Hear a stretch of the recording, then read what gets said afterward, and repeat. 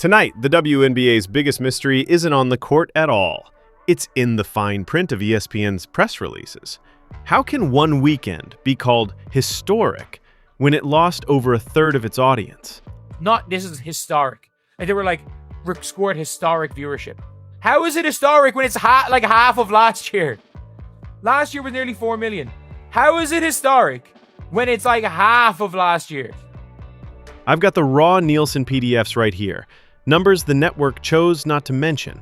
And by the end of this video, you'll see exactly how selective storytelling is warping the conversation around women's basketball. But before we dive in, smash that subscribe button because every week we dive into sports numbers the way ESPN wishes you wouldn't. Last video, you told me you were sick of headline math, those eye-popping percentages that hide the real baseline. The latest culprit, ESPN's coverage of All-Star Weekend in Indianapolis, a weekend headlined by Caitlin Clark, even though she never checked into the game. Let's dissect exactly how the network framed the data, why it matters for the upcoming CBA talks, and what the honest numbers tell us about the league's future. It's fine to just post the ratings. But it is another situation than pretending Caitlin Clark doesn't exist. First, the official claim. The 2025 WNBA All-Star Game drew 2.2 million viewers, up 158% over 2023, making it the second most watched All-Star Game ever. All-Star Game ratings from this past weekend was the second most watched WNBA All-Star Game ever, behind 2024. No surprise there. The 2025 WNBA All-Star Game was the most watched program of the night across all of TV. The night, not the day. With 2.2 million average viewers, up 158% from the 2023 WNBA All-Star Game. Notice anything missing? Yep, 2024. That's the year Caitlin Clark played and pulled 3.4 million sets of eyeballs. Compare 2.2 million to that, and you're looking at a 36% decline. Well, Uncle KC, ESPN was comparing this year's All-Star Game to 2023. Why? Why in the hell would they do that? I'll tell you why ESPN did this.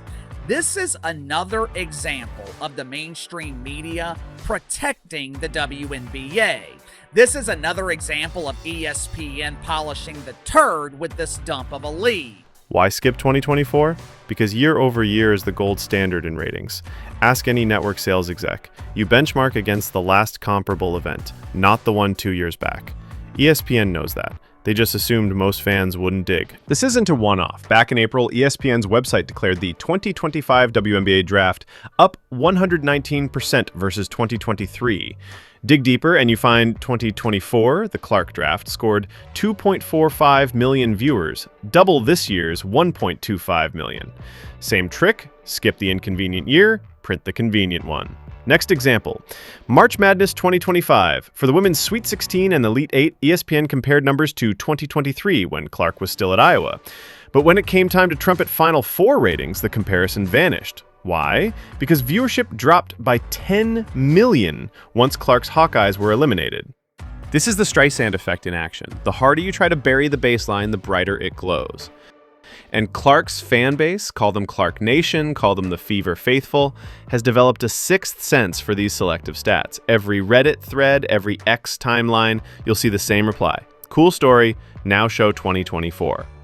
Let's rewind to the All-Star announcement. The moment the Fever ruled out Clark with tight muscle management, ticket prices on resale apps fell 48%. A $145 lower bowl seat became $75 overnight. High school football cheap in some parts of Texas. I can't imagine, folks, you know how many NBA players can get injured? And the prices would never drop to this low. LeBron James can be injured, Steph Curry could be injured, Kevin Durant could be in, and the prices still will not drop to be this low. $75? Folks, I'm sure there's some high school football teams down in Texas that charge you at least $75 to get to a home game. The players, to their credit, tried to seize the moment. They marched into warm-ups wearing shirts that read, "Pay us what you owe us." Visually powerful, but it set a challenge. Could the league draw record numbers without its transcendent phenom? The WNBA players in their pregame warm-up came out in these t-shirts, "Pay us what you owe us." And then immediately pivoted to playing the worst All-Star game in the history of professional All-Star games. They took the court in t-shirts. "Pay us what you owe us. We're underpaid. This league has lost millions of dollars, but we're underpaid. Pay us what you owe us."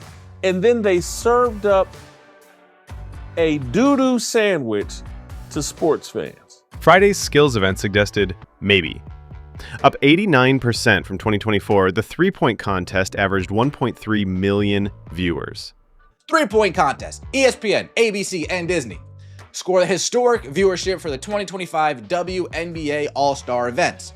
Friday, July 18th, ESPN airs the most watched WNBA skills and three-point contest ever, averaging 1.3 million viewers, which is up 89% versus last year's WNBA skills and three-point contest, up 89%. That was promising until game night. The game itself slid back to 2.2 million, respectable historically, but nowhere near last year's peak. That's when Kelsey Plum dropped her post-game grenade, joking that 0 members of Team Clark showed up for the t-shirt meeting. The clip went viral, but not in a good way. The t-shirt, just United front, was determined this morning that we had a meeting for, and not to tattletale, but 0 members of Team Clark were very present for that. But no, we were just we had a very that really needed to be mentioned.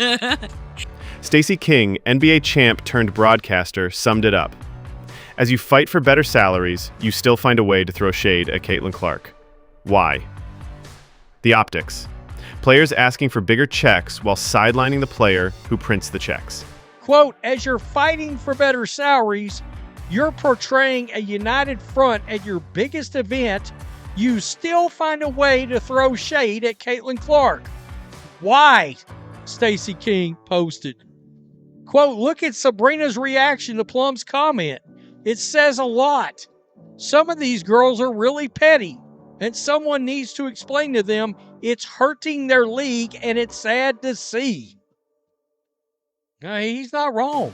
Inside boardrooms, nobody's fooled. Franchise valuations have doubled since Clark entered the draft, and not because sneakerheads suddenly discovered the Connecticut Sun. Owners see that when Clark plays, ESPN gets NBA-level overnight shares. Fever versus Sky, 2.7 million. Fever versus Liberty, 2.2 million. Fever versus Sun, 1.7 million. When she doesn't, sub-million is still common. That delta, let's call it the Clark multiplier, is a negotiation sledgehammer. The players' collective bargaining dreams of charter flights and 8-figure media rights hinge on that multiplier holding. So when ESPN frames 2.2 million as quote-unquote historic, owners nod politely, then flip to the second tab on their spreadsheet labeled, "What if Clark played?"